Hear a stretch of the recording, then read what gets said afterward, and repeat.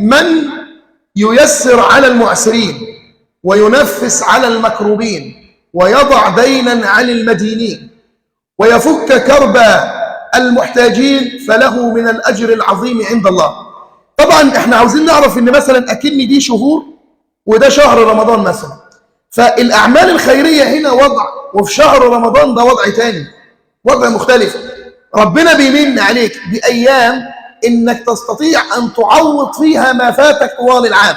والنبي يقول: من نفس عن مؤمن كربة من كرب الدنيا نفس الله عنه كربة من كرب يوم القيامة، ومن ستر مسلما في الدنيا ستره الله يوم القيامة.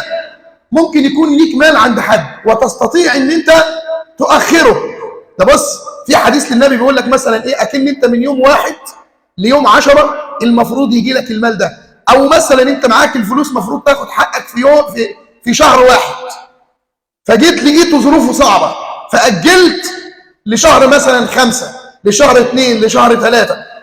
الأجر اللي كان هنا بيتضاعف بقى أضعاف، هنا يكون مختلف عن الأول. في وقت السداد اللي جه بعد منه اسمها بقى إنذار المعسر، تركه أو تأخير المال له إلى أن ييسر أمره، فالأجر هنا مختلف عن هنا. يبقى ومن يسر على معسر يسر الله له في الدنيا والآخرة، ومن ستر مسلما ستره الله في الدنيا والآخرة. وكما قال النبي صلى الله عليه وسلم: وكان الله في عون العبد ما كان العبد في عون أخيه. لذلك النبي صلى الله عليه وسلم يقول: الراحمون يرحمهم الله.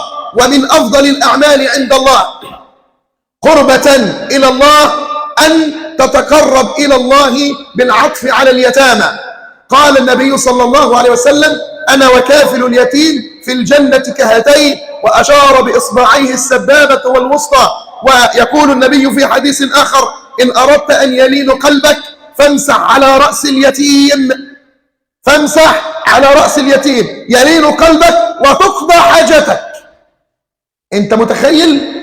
أنت ليك عند ربنا حاجة وعمال تطلب من ربنا الأمر ده، وروح كده بإخلاص امسح على رأس يتيم وتصدق عليه، أحسن إليه في الكلام، وادعو الله بحاجتك ستقضى حاجتك ويفرج همك عند الله سبحانه وتعالى. لذلك ربنا قال: إن الله لا يضيع أجر من أحسن عملا.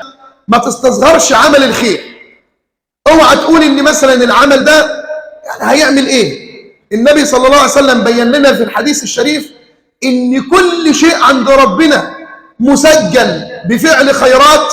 قال لك: ولو أن تلقى أخاك بوجه طلق، بس لو هتضحك في وشه، تقابل أخوك المسلم كده تبتسم في وشه، لك بهذا أجر عظيم عند الله سبحانه وتعالى.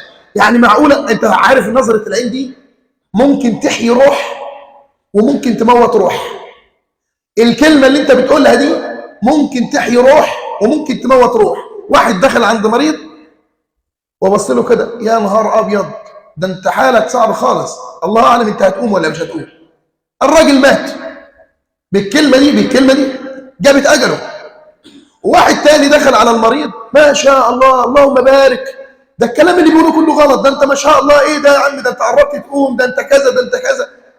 الراجل تبص تلاقي بعد ما كانت حالته خلاص هيموت، حالته اتحسنت إلى أن شفاه الله بسبب الكلام البسيط ده اللي بيسموه دلوقتي في الوقت بتاع إيه؟ كلام إيجابي وكلام سلبي. كلمة ترفعك فوق وكلمة تنزلك تحت.